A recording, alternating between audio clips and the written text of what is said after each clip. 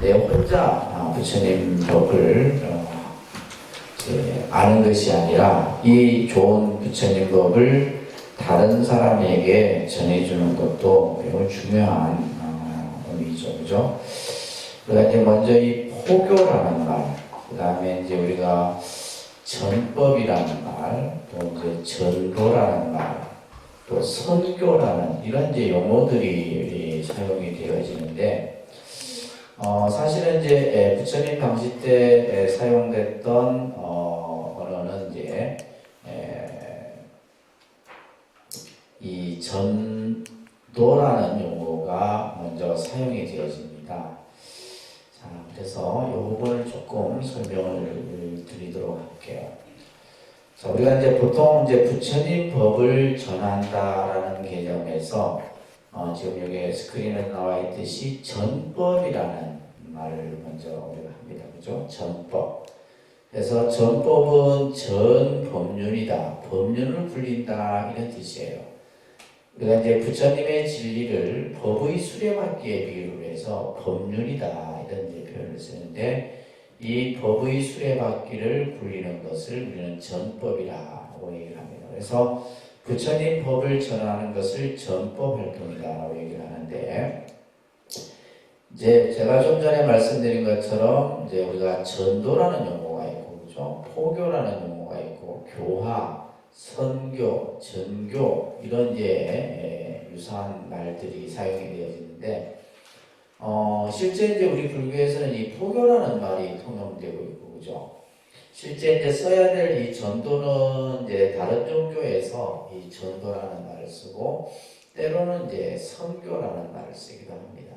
근데 이제 우리가 이제 의미를 보게 되면, 전법이라는 말도 그래도 부처님 법을 전한다 이런 뜻이고, 이 전도라는 것도 이제 이 도라고 하는 것은 우주의 이치를 말하는 거죠, 그죠?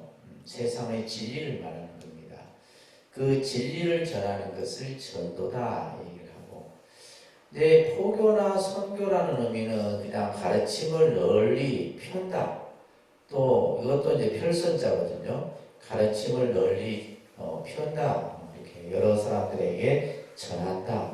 교화한다는 것은 이제 우리가 이제 가르침을 통해서 다른 사람을 깨우치게 하는 것을 교화라고 그러죠. 그죠? 이런 용어들을 우리가 쓰는데, 그래서 오늘은 포교의 개념과 또 우리가 포교를 어떻게 할 것인가, 또 포교를 하는 데 있어서는 어떠한 마음가짐들이 필요한가, 이런 것들을 좀 살펴보도록 하겠습니다.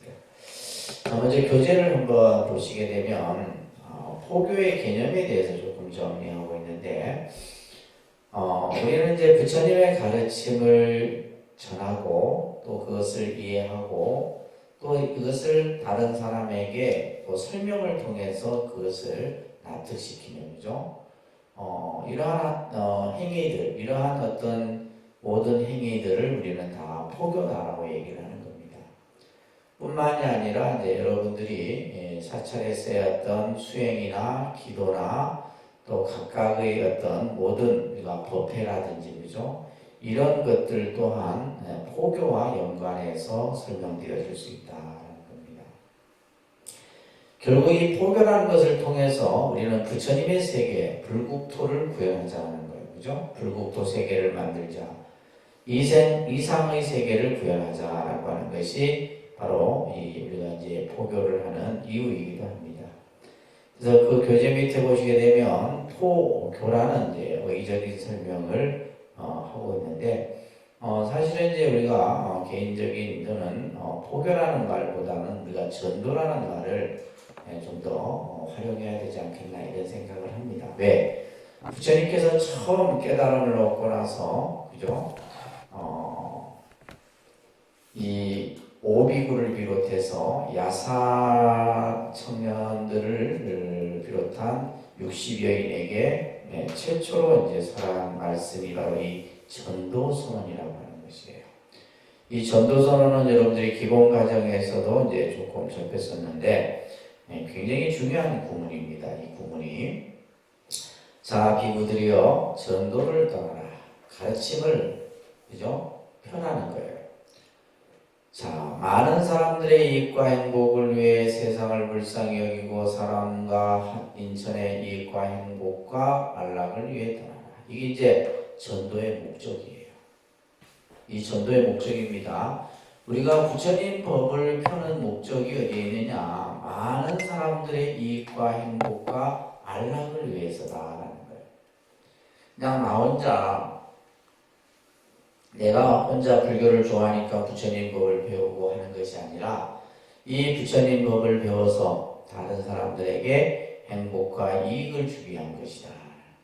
그래서 이 전도의 목적입니다. 그래서 여러분들이 전도 포교의 목적을 명확하게 잘 이해를 하셔야 됩니다. 그리고 그 다음에는 이제 방법을 설하는데 두 사람이 같은 길로 가지 말아라.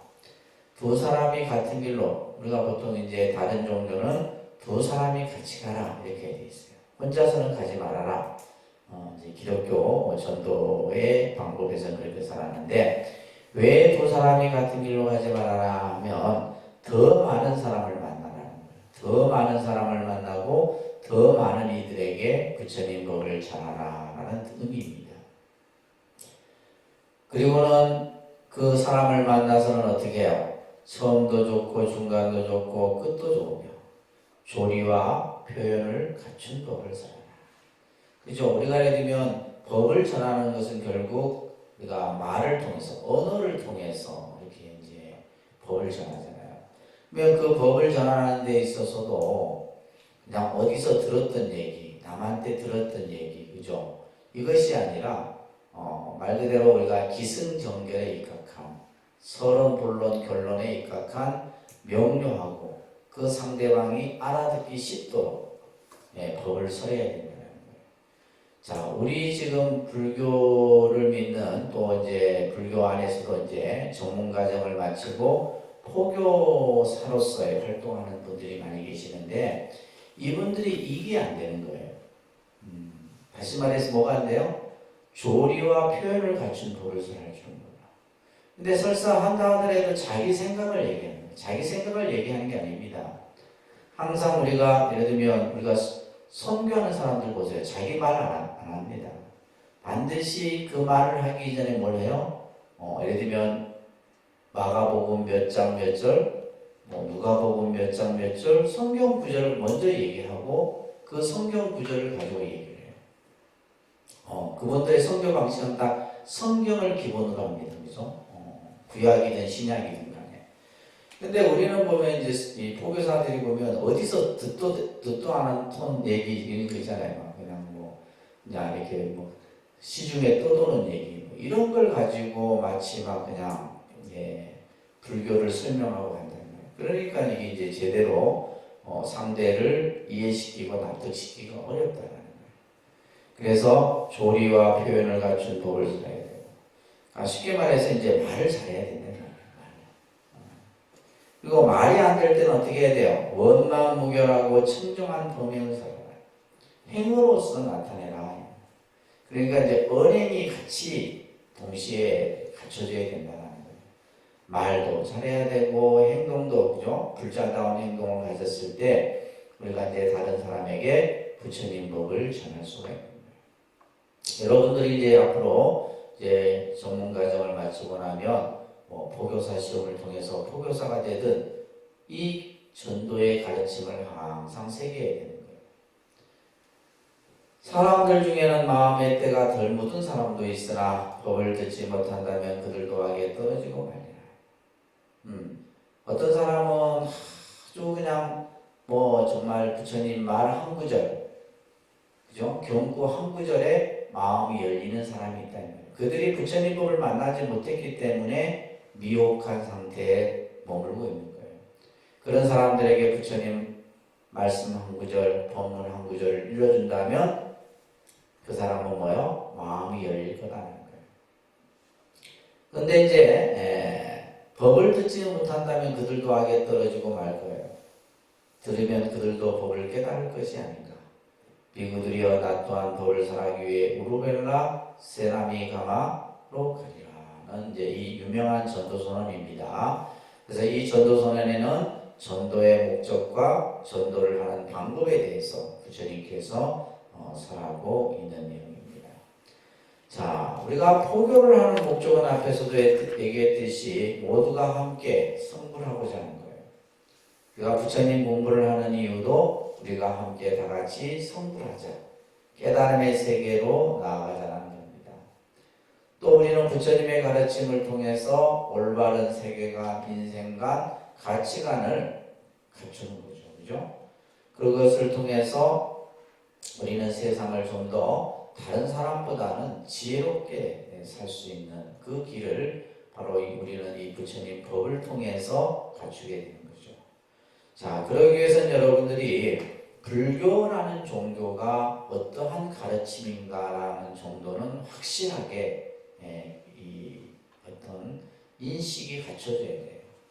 불교, 우리가 여러분들이 이제 계속해서 이제 이런 공부들을 하셨는데, 자, 불교가 어떠한 종교냐, 또 불교가 가지고 있는 사상의 어떤 핵심이 뭐냐라고 했을 때 몇 가지 정도로 우리가 정리를 하고 있죠. 그죠? 첫째는 절대 긍정의 사상이다. 우리들이 살아가는 데 있어서 예를 들면 불교가 가지고 있는 괴로움의 문제를 언급하고 공을 얘기하고 물을 얘기하고 그죠? 뭐 이런 어떤 가르침을 우리가 얘기한다고 해서 그냥 단편적으로 보면 불교라는 종교가 세상을 되게 부정적으로 본다 이런 시각을 갖는 분들이 있어요. 근데 아니에요. 불교만큼 절대 긍정의 사상을 가진 종교는 없다 이 말이에요. 그리고 어떤 것을 부정하지도 않아요.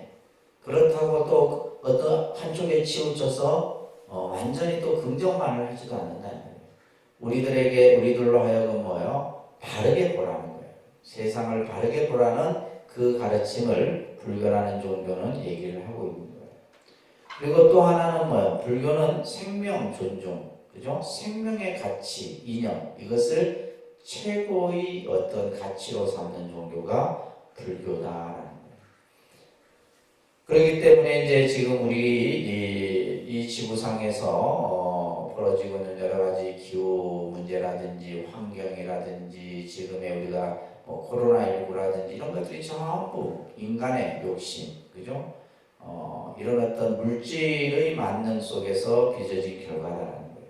그러니까 이런 것들을 해결할 수 있는 것은 바로 불교 사상밖에 없다라는 것이 일반적 개념입니다.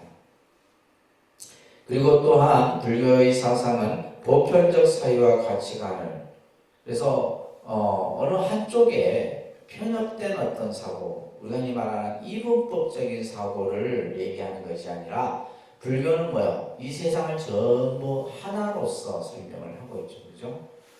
이런 것들이 이제 불교가 가지고 있는 사상에 있어서의 중요한 개념이다. 자, 이런 것들을 여러분들이 제대로 이해한 상태에서 포교사로서의 이제 자질을 쌓아가야 되는데, 자, 먼저 이제 법화경 법사품에 아주 중요한 말씀이 나옵니다. 법을 전하는 자는 반드시 열애의 방에 앉아서 열애의 옷을 입고 열애의 자리에 임해야 한다. 이런 구절이 법화경에, 법화경에 보면 법사품이라는 품이 있어요. 이 법사품에 보면 이러한 설법들이 설해지는데, 열애의 방에 앉는다라는 것은 결국 뭐예요? 여러분들이 이 부처님 도량에서 끊임없이 자기 수행을 쌓아가야 되는 거예요. 기도든 명상이든 절이든 어떤 행위든 간에, 그죠? 그래서 내적 수행을 통해서 스스로의 어떤 수행자로서 또 포교사로서의 모습을 갖춰가야 되는 것. 이것이 열애의 방에 앉아 있는 것이고, 열애의 옷을 입는다라는 것은 바로 인욕의 갑옷을 둘러야 된다. 왜냐하면 우리가 다른 사람에게 어떤 것을 설득하고, 그죠? 또 설명하고 하기 위해서는 뭐예요? 때로는 상대가 좋아할 수도 있지만은 나를 비난할 수도 있단 말이에요. 그런 것들을 전부 감내해낼 수 있어야 돼요. 감내해낼 수. 그래서 여기서 말하는 것처럼 열애의 옷을 입는다는 것은 대인욕의 그러한 갑옷을 두르는 것과 같은 거예요. 그리고 열애의 자리에 앉아서, 그죠? 부처님의 진리의 세계에 앉아서 이 세 가지를 갖췄을 때 우리는 법을 전하는 자는 이와 같은 마음으로 임해야 된다. 금강경호가에서도 바른 사람이 삿된 법을 설하면 삿된 법도 전법이 되고 삿된 사람이 전법을 설하면 전법도 삿된 법이 되고 그러니까 이제 우리가 부처님 법을 설함에 있어서 정말 우리가 바른 견해에서 부처님 법에 입각한 그리고 반드시 부처님 경전을 근거로 해서 법을 설해야 돼요. 부처님 경전, 금강경에서 원각경에서 화엄경에서 이런 경전을 근거로 여러분들이 부처님 법을 다른 사람에게 설할 수 있어야 됩니다. 그러니까 여러분들 혹시 기독교 친구들 중에 보면 그 사람들 말만 열면 뭐요? 성경 몇 장 몇 절부터 얘기가 나오잖아요. 근데 여러분들은 말만 열면 뭐예요? 할 얘기가 없는 거죠. 그러니까 맨날 남편 보는 얘기나 했었고 쓸데없는 얘기나 했었고 하죠. 그러면 안 돼. 그래서 우리가 경을 보는 이유도 거기에 경을 보고 경을 읽고 경을 쓰고 하는 것들이 그것을 통해서 내가 부처님의 가르침이 전부 내 마음속에 스며들도록 하는 거예요. 양나라의 해교 스님이 법을 전하는 자는 4가지 조건을 갖춰야 된다. 참 이 양나라 시대 때 이미 해교라는 스님이 이런 말씀을 하셨는데 지금도 보면 이 4가지가 중요한 거예요. 첫째는 뭐예요? 목소리가 좋아야 돼.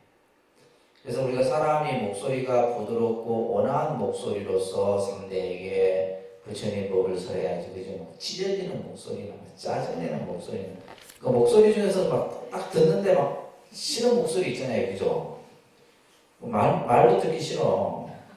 근데 하물며 무슨 부처님 법을 어떻게 얘기를 해주겠어요. 그래서 목소리는 타고나야 되는 것 같아요. 목소리도.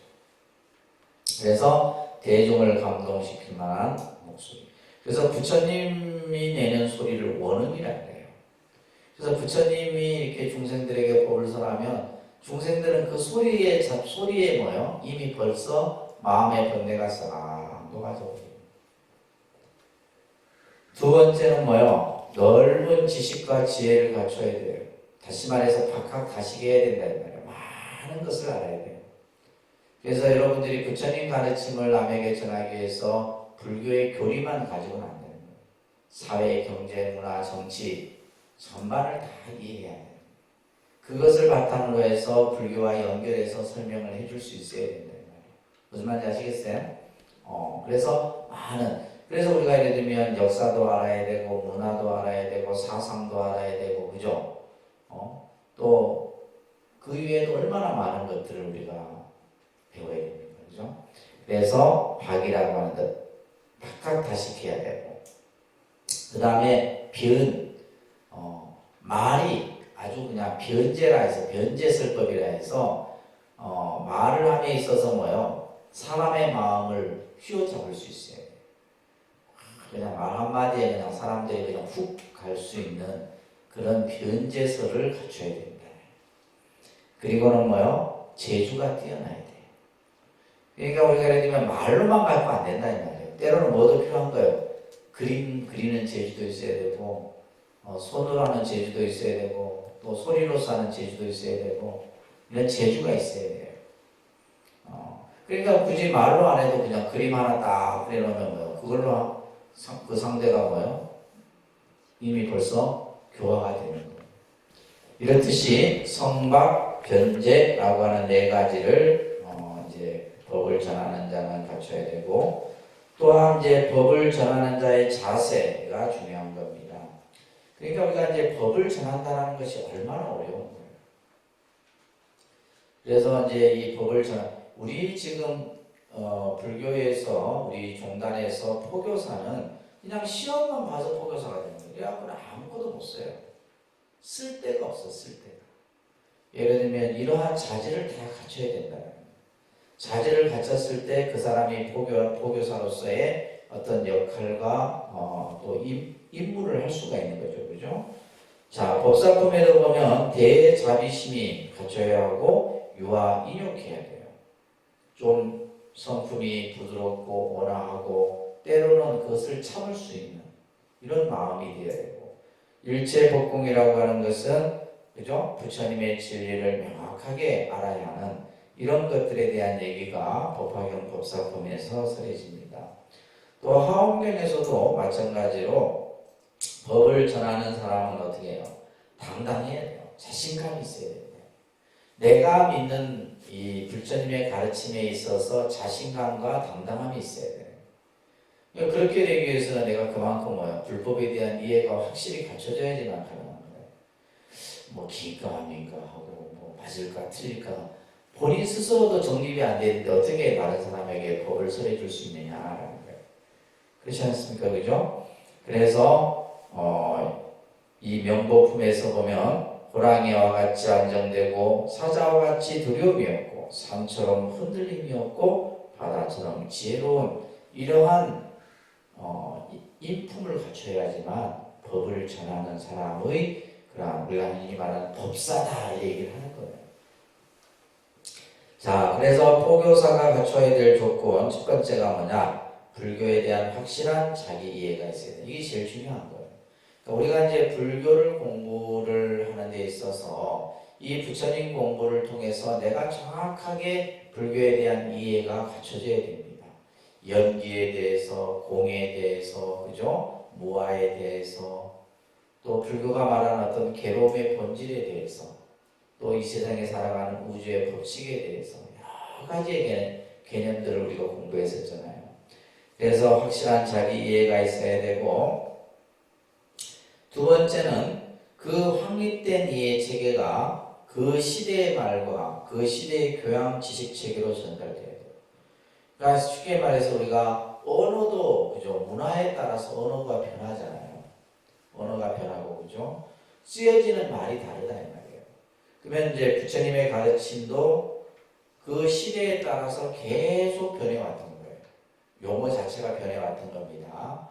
그래서 예를 들면 우리가 처음에는 연기가 나중에 공으로 만들어지고 공이 무자성으로 만들어지는 이런 이제 용어, 교리적 용어 개념의 변화처럼 시대의 변화에 따라서 계속 변화되는 거예요. 그 시대에 맞는 언어를 사용할 수 있어야 된다. 적합한 언어, 그죠? 자, 그러면서 포교사의 덕목, 역할 이런 것들 이런 이제 기본적인 내용들이고 232쪽에는 보시면 결국 이제 우리가 부처님 법을 전한다는 것은 말을 통해서 언어를 통해서 전할 수밖에 없는 거죠, 그죠? 그래서 이제 이 언어 표현과 언어 기법에 대해서 중요해요. 그래서 사실 이제 우리가 보면 이 기독교 같은 경우는 전도사 이 사람들은 훈련을 해요. 쉽게 말해서 스피치 교육을 받는다 이 말이에요. 그러니까 그렇게 말을 잘해야지 무슨 처음부터 그렇게 말을 잘하겠어요. 그래서 예를 들면 이제 여러분도 잘할 수 있어요. 왜? 교육을 그렇게 시키면 잘하게 되는 거예요. 예를 들면 여러분들이 하고 싶은 말들을 5분 동안 정리해서 이것을 앞에 나와서 발표를 하는 거예요. 이걸 처음에는 보고 하지만은 점차 안 보고 하다 보면 논리적으로 자기의 생각을 정리해서 설명해 줄 수 있는. 그러니까 그런 훈련을 안 하고 어떻게 여러분들은 그냥 나는 말을 못해. 해보지도 않고 우리는 못한다 하거든요. 그렇잖아요. 저도 말 못해요. 근데 이게 그냥 된 게 아니에요.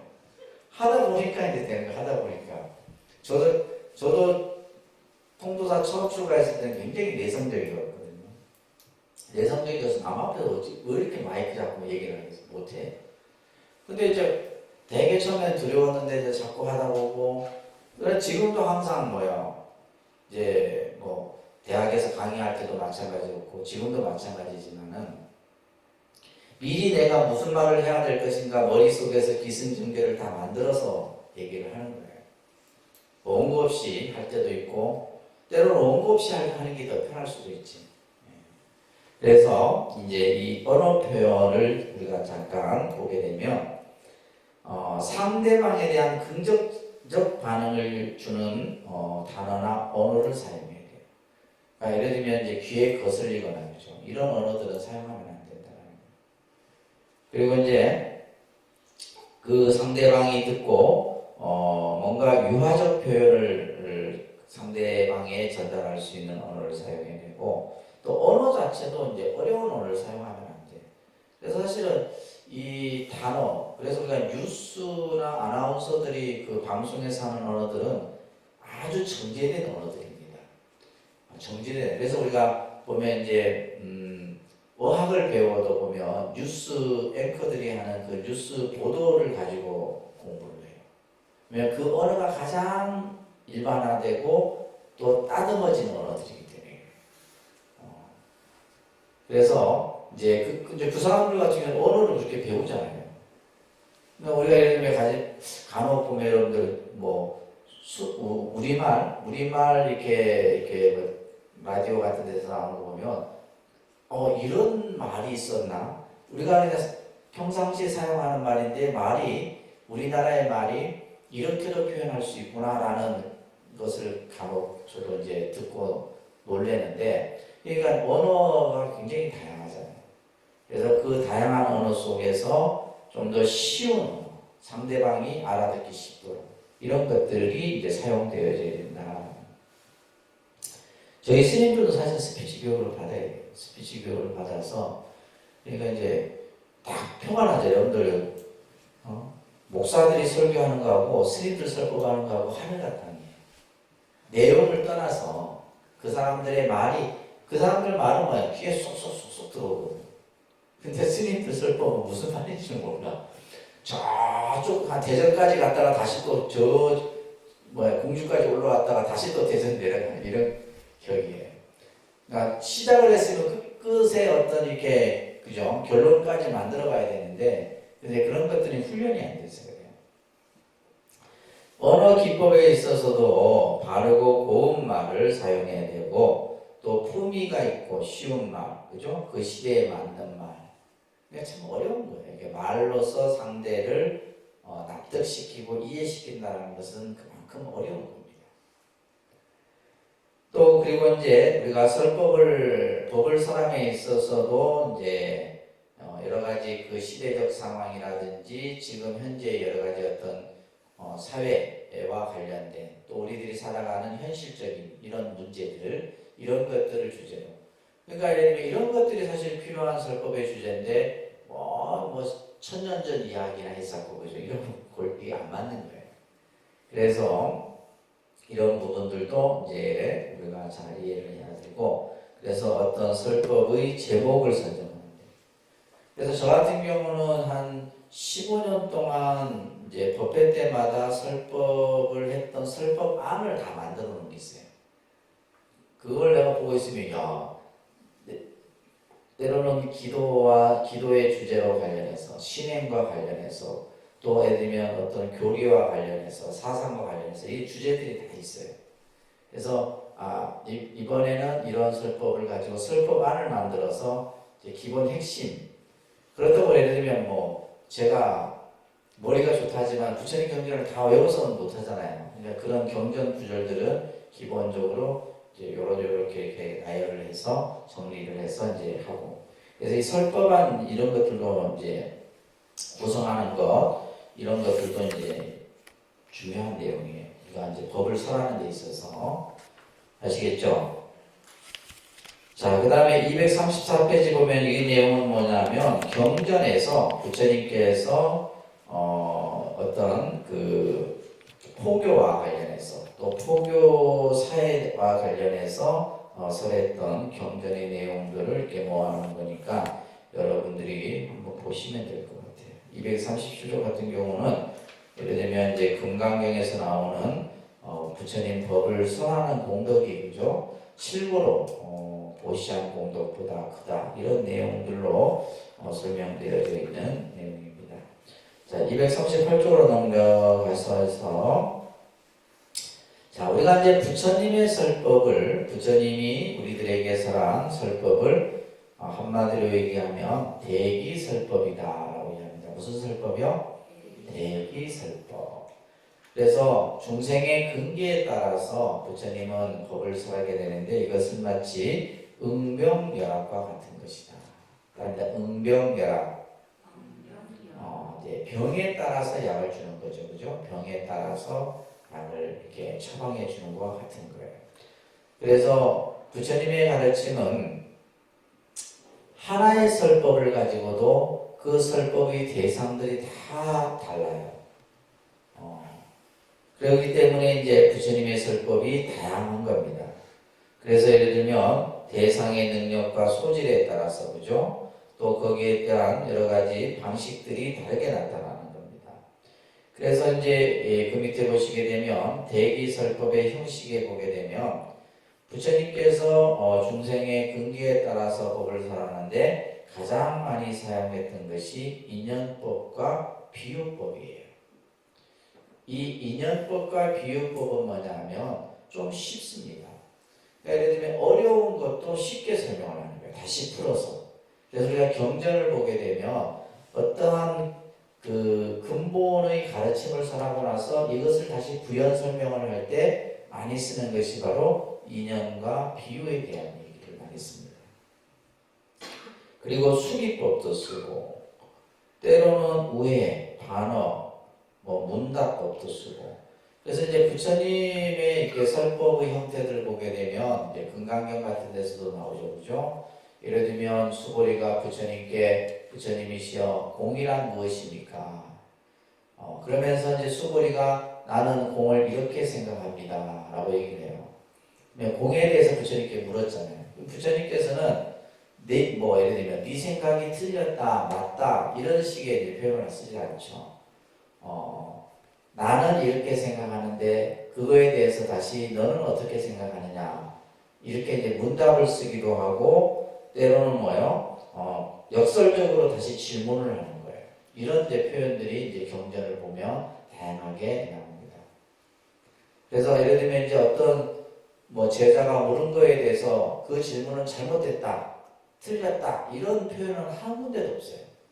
그래서 그것을 때로는 수용해서 다시 질문을 묻기도 하고 또 그것에 대해서 설명을 첨부하기도 하고 이런 것들이 이제 우리가 보면 부처님 경전상에서 나옵니다. 그래서 비유도 보면 여러 가지 비유의 형식들이 이렇게 설해지고 있고 그래서 대표적인 우리가 이제 비유하면 법화경에 나오는 법화치류라고 하는 우리 배웠었죠, 그죠? 7가지 비유가 있어요. 7가지 이 비유는 뭐냐면 중생을 깨달음에 이르게 하는 데 있어서 이제 부처님이 사용했던 7가지 비유예요. 어떻게 하면 이 중생들을 깨달음에 이르게 할 것인가? 중생들이 그 깨달음을 이해하지 못하고 깨달음의 길에 나아가지 못하는 중생들을 하여금 깨달음에 나아갈 수 있도록 7가지 비유를 쓰고 있는 거죠. 그렇죠? 그리고 이제 240쪽에 보면 부처님의 설법을 차제설법이라 합니다. 그러니까 차제설법. 부처님의 이제 설법의 이제 형태입니다. 그러니까 이제 이러한 설법이 스님들이 여러분들에게 법을 설하는데도 똑같이 이런 이제 형식을 취한다는 거예요. 차제라는 것은 마치 계단을 오르듯이 점차적으로 설하는 거예요. 예를 들면 이제 근기가 낮은 사람에게 처음부터 너무 강도가 강하게 얘기해도 안 되잖아요. 그래서 저 같은 경우는 초심자가 절에 오면 초심자가 절에 와서 예를 들면 스님 기도를 해야 되는데 어찌 초심자에게 기도를 설명해 줄 이해되겠어요? 안 돼요. 그럼 이 사람에게는 뭐냐면 매일 빠지지 말고 절에 오세요. 왜냐하면 절에 오는 스님 먼저 들어야 돼요. 그리고 내가 하다 보면 이제 사시기도에 참석하고 새벽기도에 참석하고 하다 보면 스스로 눈이 떠져. 눈이 떠지고 그 다음부터는 뭐냐면 그 사람이 어떻게 해야 되는 길을 가르쳐주면 쉽게 받아들이는 거예요. 이런 것들이 전부 뭐예요? 차제설법이에요. 그래서 아까 얘기했듯이 근기에 따라서 예를 들면 절에 다닌 지 몇 년이 되셨습니까? 보신 경전이 있으십니까? 기도는 해봤습니까? 이런 식의 그죠? 그렇게 해서 이 사람이 어느 정도 불교를 이해하고 있고 신앙에 대한 어떤 그 깊이라든가 이런 것들이 어느 정도인지를 알아야지만 그게 맞는 또 중요한 것은 시간이 있느냐 없느냐 이것도 중요하잖아요. 예를 들면 시간 없는 사람한테 하루에 6시간 기도하라면 하겠어요? 못 하잖아요.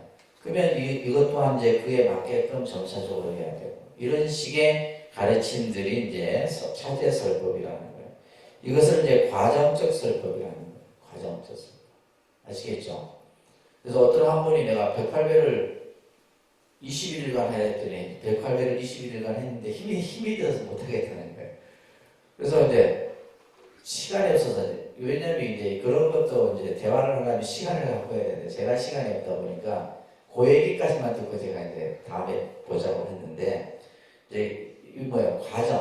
과정으로 이렇게 한 단계 한 단계 한 단계 나아갈 수 있도록 만들어야 되는 거예요. 그리고 네 번째 보면 비판적 설법입니다. 그다음에 비판적 설법.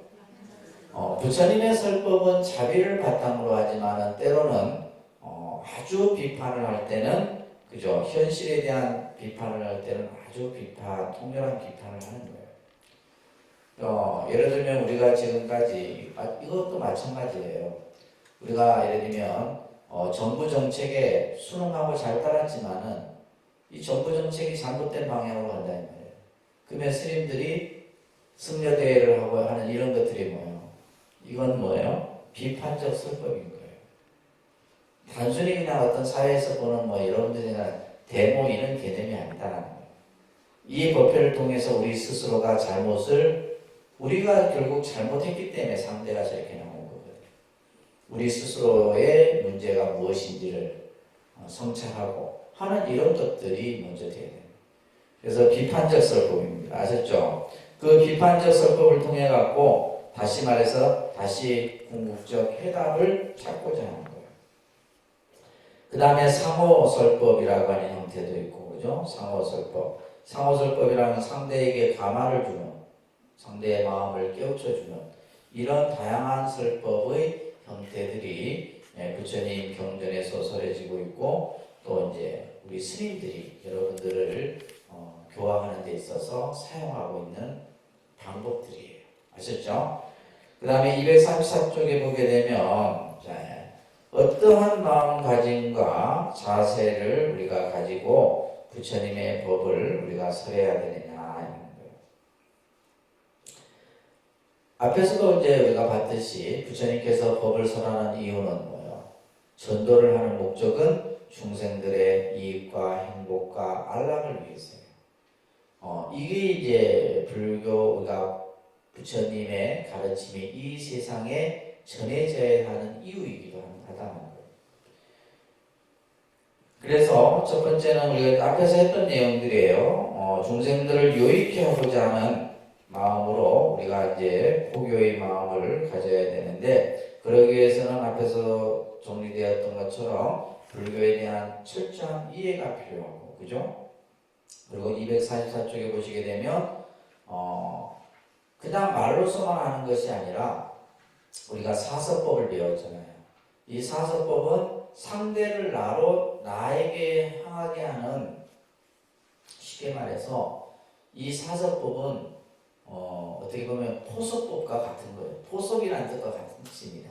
상대를 나로 향하게 하는 거예요. 상대를 나로 향하게 하는 거예요. 여러분들이 만약에 친구를 내가 포교를 하고 싶다. 그러면 이 사서법을 써야 돼요. 첫째는 어떻게 해야 돼요? 보시. 베풀어야죠. 그죠? 베푸는데 이건 꼭 물질만을 얘기하는 게 아닙니다. 그 다음에 에어죠. 말을 부드럽게 하고, 공손하게 하고, 그 다음에 이행, 상대를 이롭게 하고, 그죠? 동사는 뭐요? 어떤 차별적 생각을 두지 않고 동등한 입장에서 상대를 이해하고, 그러니까 이런 이제 네 가지의 개념으로서 우리는 상대를 나를 향하게 할 수 있다는 거예요. 그리고 팔정도나 사성제, 사무량심, 이러한 어떤 불교적 개념을 바탕으로 해서 여러분들이 이제 배웠던 거지만, 이런 것들을 통해서 우리는 부처님의 가르침을 다른 사람에게 전할 수 있어야 된다. 그래서 포교하는 이의 자세 및 자질에 대해서도 우리가 앞에서도 언급했던 내용들이에요. 그래서 우리가 이제 그 포교사의 덕목에 보면 열애의 방에 앉고 열애의 옷을 입고 열애의 자리에 앉아서, 그죠? 열애의 법을 설한다라고 하는 이것을 덕목으로 해서 이제 앞에서 여러분도 말했듯이 언어 표현, 언어 기법 이런 것들을 이제 잘 표현해낼 수 있어야 된다는 얘기입니다. 그리고 이제 이게 이제 상대방에게 저 사람 너무 막 그냥 아는 게 많아갖고 자기 아는 것을 막 이렇게 막 펼쳐놓는 이런 것은 오히려 역효과가 나는 거예요. 무슨 말인지 아시겠죠? 그래서 간혹 그런 사람들이 있어요. 자기가 이제 배우고 머리에 든 것이 많은 것을 막 그것을 막 그냥 백과사전처럼 풀어놓는. 그러면 상대는 뭐예요? 속을 뭐해요? 되게 잘하지 않아요. 이런 이제 역효과가 생기는 거예요. 오히려 이제 그에 대한 어떤 반감이 생기는 거죠. 그러니까 상대를 이해하면서 해야 됩니다. 상대를 이해하면서. 자, 그러면서 이제 결론으로 우리가 이제 정리를 해보면, 첫째, 우리가 부처님 법을 상대에게 잘 전하기 위해서는 뭐요? 편견이 없고 두루 포용할 수 있는 마음을 가져야 돼요. 그래서 불교의 포교 방법은 모든 것을 다 두루 포용할 수 있는 그러한 마음가짐이 필요하다는 거예요. 그리고 이치에 명확해야 되고 모든 어떤 사리 판단에 있어서 명료해야 된다는 거예요. 이런 것들이 이제 우리가 이제 정견이라고 배웠잖아요. 그래서 바르게 보고 바르게 생각하고 하는 이런 어떤 것들이 갖춰져야 되는 겁니다. 그리고 방편바라미를 통해서 어느 계층에도 통할 수 있는 증실함. 그러니까 부처님 법이 누구에게도 똑같이 적용이 돼야 되는 거예요. 어린이면 어린이, 청소년이면 청소년, 청년이면 청년, 이런 누구에게나 다 똑같이 적용되는 방편바라미를 해야 되고, 그리고 이제 우리가 법을 전함에 있어서 존경받을 수 있는 언행, 일치와 더불어서 이제 어떤 자신의 어떤 삶의 투명성 이런 것들도 필요하죠. 윤리적인 측면에 있어서 그죠? 이런 것들도 필요하고, 그리고 이제 어떤 넓은 지식과 또 스스로에 대한 깨달음의 성찰 이런 것들이 갖춰져야지만 우리가 이제 부처님 법을 전하는 데 있어서 잘 우리가 이 포교의 어떤 역할들을 만들어갈 수 있다라는 것을 정리하면서 이것을 잠깐 스크린 화면을 좀 보도록 할게요. 좀 정리를 해드리도록 하겠습니다.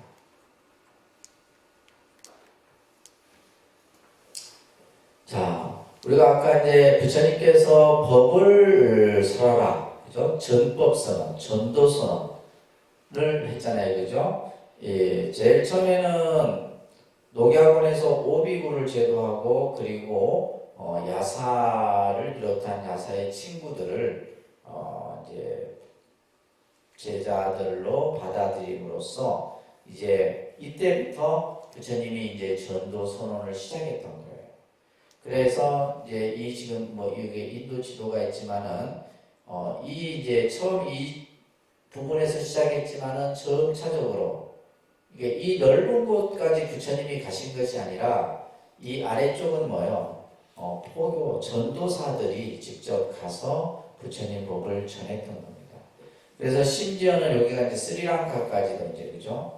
전도사가 파견이 돼서 부처님 법을 전하게 되고, 그리고 우리가 이제 인도 불교사, 중국 불교사, 한국 불교사를 봤듯이 그죠? 불교가 부처님의 법이 융로로 또 해로를 통해서 또 때로는 왕이 불교를 받아들이고 스님들이 직접 또 경전을 가지고 가서 법을 전하기도 하고, 이런 어떤 그 모습 속에서 지금의 우리가 이러한 불교가 세계적으로 자리 잡을 수 있었던 거죠. 그죠? 자, 왜 전법이 불자의 사명인가라고 하는 이런 부분에 있어서 결국 부처님 법을 통해서 그죠? 우리는 행복하고 평화로운 우리의 삶을 살기 위해서 전법을 하는 겁니다. 그리고 전법이라고 하는 것은 자리이타의 실현이에요. 나도 이롭고 다른 사람도 이로움, 그죠? 상대도 이로움. 이것을 함께 우리가 행복과 평화를 구현하는 이것이 바로 전법이다. 때로는 전법은 구도의 길이면서 수행의 길이기도 하다라고 얘기를 하는 겁니다. 힘듭니다. 한 사람을 불자로 만드는 것이 얼마나 힘든지 아세요? 그래서 이제 우리가 보면 다른 종교는 새로운 새 신자가 오잖아요. 새로운 신도가 오면 어떻게 해요? 버선발로 뛰어가서 맞아야죠. 교회나 이런 데. 근데 우리 절은 어때요? 새로운 사람이 와도 오는 둥, 말도 저 사람 누가 왔구나 이렇게 하고, 그죠? 아는 체도 안 해. 사실은 이제 여기서부터 사실 우리는 잘못된 거예요. 그러면 새로운 사람이 와서 그 사람이 이제 예를 들면 사찰이든 교회든 그죠, 성당이든 이 사람이 안착될 때까지 최소한 어느 정도 걸리면 한 1년이 걸립니다. 한 사람이 신앙생활을 통해서 처음에 와서 그 어떤 사찰에서 어떤 신앙생활을 스스로 할 수 있을 때까지 한 1년 정도 걸린다고. 그러면 그 기간 동안에는 뭐예요? 주위에서 그 사람을 자꾸 이렇게 할 수 있도록 보살펴주고 이래야 되는데 서로 막 못 죽여서 난리인 거야. 그러니까 안 되는 거예요. 예를 들면 독립선언도 오는 사람이 많아요. 많은데 그렇다고 내가 일일이 다 못하잖아요. 내가 일일이 다 못해요. 그래서 그걸 할 수 있도록 임원도 만들어 놓고 조직 체계도 만들어 놨는데 다 안 돼요. 그래서 이제 이런 것들이 사실은 우리가 법을 전하는 이 자체가 하나의 구도의 길이고 수행이다라고 하는 이것을 우리가 명심해야 됩니다. 그래서 한 사람을 불자로 만드는 것은 굉장히 어려운 거예요. 여러분들이 지금 이 자리에 이렇게 앉아있지만 새로운 사람이 이 자리에 앉아있기까지 걸리는 시간이 얼마나 걸리겠어요. 근데 예를 들면 그 한 사람이 10년을 하고 20년을 하고 했을 때 그러면 엄청난 거거든요. 그렇지 않겠어요, 그죠? 그래서 우리가 이 부처님 법을 한 사람에게 전하고 그 법을 전받은 사람이 불자로서 또 꽃을 피우고 그것이 또 다른 사람에게 법이 전해지고 계속 반복이 돼요. 그래서 이제 간혹 보면 누군가를 데려오긴 데려오는데 한번 뜻 인사시켜놓고 그 다음에 끝이야. 아무 소용없는 거예요.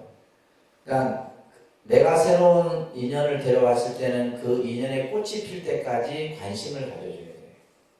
여러분들이 관심을 가져줘서 그 사람이 혼자서 이제 실행할 수 있을 정도 되면 그 다음부터는 그냥 이렇게 수행을 하도록 놔두면 되는데 그게까지는 여러분들이 필요하다는 겁니다. 아셨죠?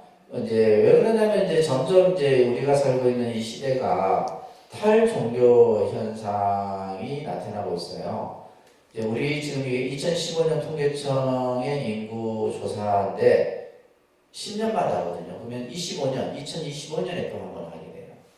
이때마다 이제 우리나라 사람들의 종교 성향, 또 어떤 종교를 믿는지, 종교에 대한 관심도가 어느 정도인지 이런 것들을 이제 조사를 하는데 예를 들면 종교가 없다라고 답한 무교 인구가 급속도로 상승합니다. 그러니까 나머지 이제 우리가 봤을 때 2명 중에 한 사람 50% 정도를 보는데 이게 이제 나중에 점점 50% 60% 정도 되겠죠. 그러면 이제 종교를 가지는 사람 수는 점점 줄어들 수밖에 없는 거예요. 우리나라뿐만이 아니라 뭐예요? 미국도 탈종교 현상이 나타납니다. 그래서 미국도 교회가 문을 닫죠. 유럽도 성당이 문을 닫습니다. 앞으로 조만간에 한국의 사찰도 문을 닫아요. 그런 시대가 온다니까요.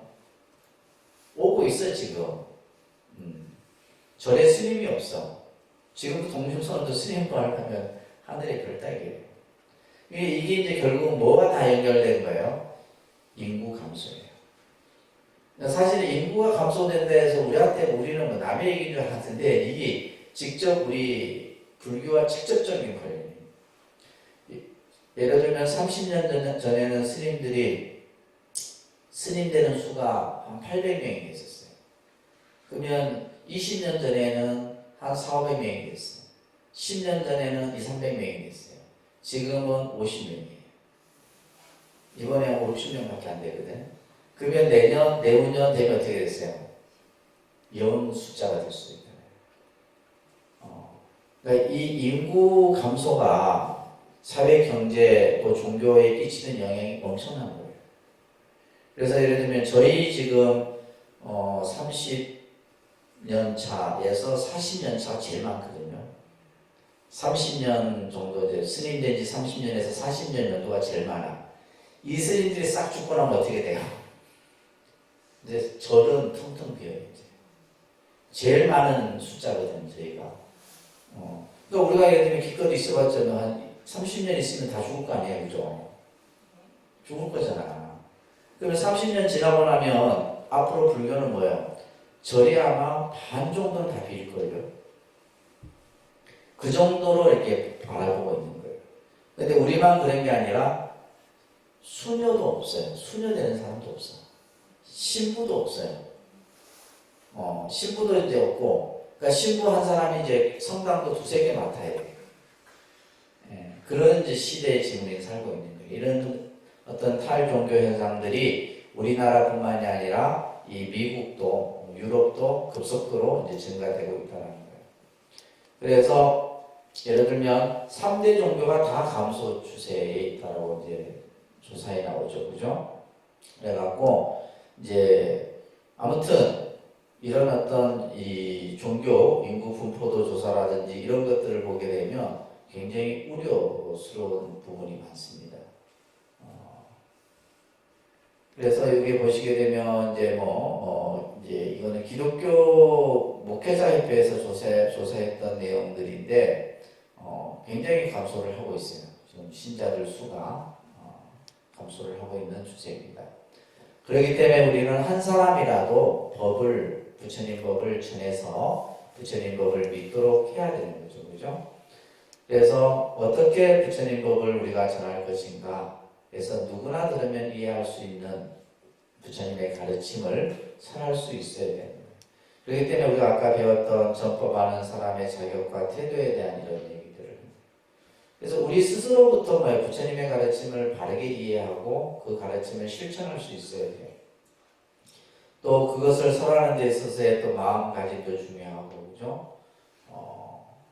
자, 부처님께서 믿음이 없는 외도들에게 법을 전하는 이유를 이와 같이 말씀하셨어요. 그들이 단 한 구절이라도 이것을 이해하면 그들에게는 오랜 세월 이익과 행복이 있기 때문이다. 내가 알지 못하는 누군가에게 부처님 말씀 한 구절을 전한다는 것은 어떤 의미냐? 그 사람이 그 한 구절을 바로 듣고 이해했다라면 이 사람은 나중에 뭐예요? 시간이 지난 후에 이익과 행복이 그 사람에게 있기 때문에 우리는 뭐예요? 부처님 법을 늘 끊임없이 전해야 됩니다. 그래서 모든 경전에 이제 예를 들면 부처님의 말씀 한 구절을 전하는 공덕에 대한 얘기가 계속 강조가 되잖아요. 그죠? 이런 부분들을 우리가 잘 이해를 하셔야 되는 겁니다. 그래서 이제 설법의 공덕과 가치에 대한 얘기가 경전마다 설해지고 있는 거예요. 그래서 우리가 이제 생활 속에서 전법 활동을 해야 됨에 있어서 진정한 전법은 뭐냐? 부처님의 가르침을 통해서 상대방의 마음을 감화시키고 또 그의 삶을 지혜롭고 자비롭게 변화시키는 것이다. 그래서 부처님의 가르침을 통해서 상대방의 마음을 부처님 법 속으로 향하게 하는 거예요. 그죠? 부처님 법이어야 된다는 거예요. 그러니까 여러분들은 그 법이 아니라 뭐요? 밥을 자꾸 얘기해서 그렇지. 그 절에 가면 밥이 맛있니? 맛없니? 했었고 이런 것들. 이쁘고 안 이쁜 거는 그거는 한 번 보고 나면 끝이에요. 무슨 말인지 아세요? 근데 여러분 맨날 무슨 이쁜 절 찾고 무슨 이러니까 불교가 이 모양 이 꼴이잖아. 부처님 법을 생각해.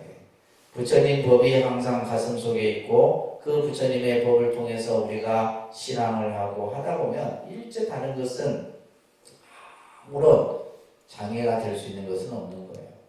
또한 우리가 이제 불교의 생활 의례가 정착이 되는 이런 어떤 탈종교화 시대 속에서 예를 들면 우리가 예를 들면 생일이라든지 특히 이제 불교는 아직까지도 뭐야 생활 의례가 남아 있잖아요. 입춘, 단오, 동지, 그죠? 백중 이런 것들. 그러니까 우리의 어떤 문화 속에 있었던 이런 절기 풍습을 이것을 뭘로 신앙으로 연결시키고 그 신앙을 통해서 기도로 연결시켜서 하고 있잖아요. 그리고 이제 그나마 이제 아직까지 우리가 이제 어떤 우리 동양은 아무래도 효에 대한 이런 부분들이 강하기 때문에 그래서 이제 제 문화도 아직까지 남아 있지만은 이 제 문화도 급속도로 변하고 있잖아요. 요즘에는 제 안 지내잖아요. 제 안 지내. 제 지내도 뭐요? 초제 막제 안 지내. 나도 편해요. 나도 그게 길들여지니까 편해지는 거예요. 7번째를 하면 얼마나 힘든데.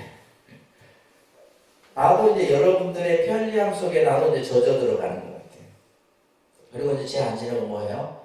그냥 절에다가 용구잎에 딱 모셔놓고 그냥 뭐 스님이 다 알아서 해주겠지 하고 이게 참 생활 우리의 어떤 삶 자체가 이렇게 막 변해가니까 이 종교 안에서의 모습도 그렇게 변해가고 있는 것 같아요. 그래서 이제 대표적으로 우리는 지금 이제 양력이라고 하는 그죠 일상에 여러분들이 직장 생활이나 일반 생활들이 양력으로 해서 주 5일제 지금은 이제 심지어 이제 뭐 주 4일제 얘기도 막 선거에 나오잖아요. 그러면 여기에 대해서 불교는 아무런 준비가 없어요. 지금도 우리 동영상만 해도 음력 법회를 하는데 이건 사실 고쳐야 되는데 여러분들이 고쳐야지 고쳐지지 안 고쳐지는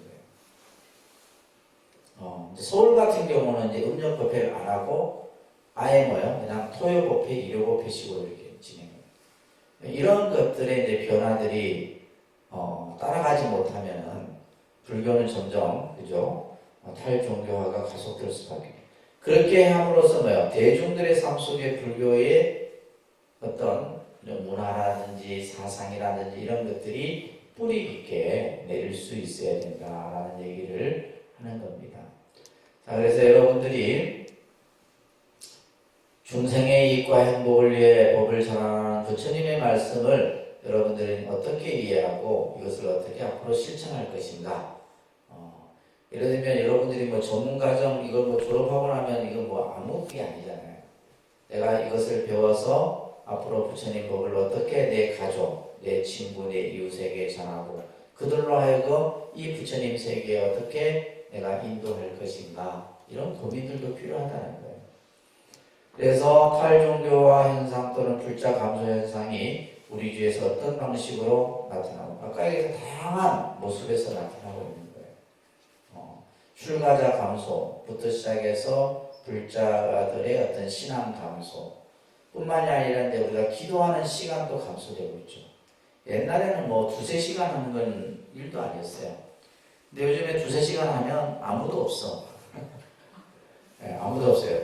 예를 들면 스님이 2-3시간 기도하고 있으면 나중에 뒤에 보면 다 집에 가고 아무도 없다니까요. 옛날에는 안 그랬어요. 옛날에는 뭐 옛날 얘기 아니다 그죠? 뭐 70년대 이때 되면 3시간 기도하면 3시간 끝날 때까지 다 보살들이 움직이지 않고 기도하고 했는데 그런 것들도 변해가는 거예요.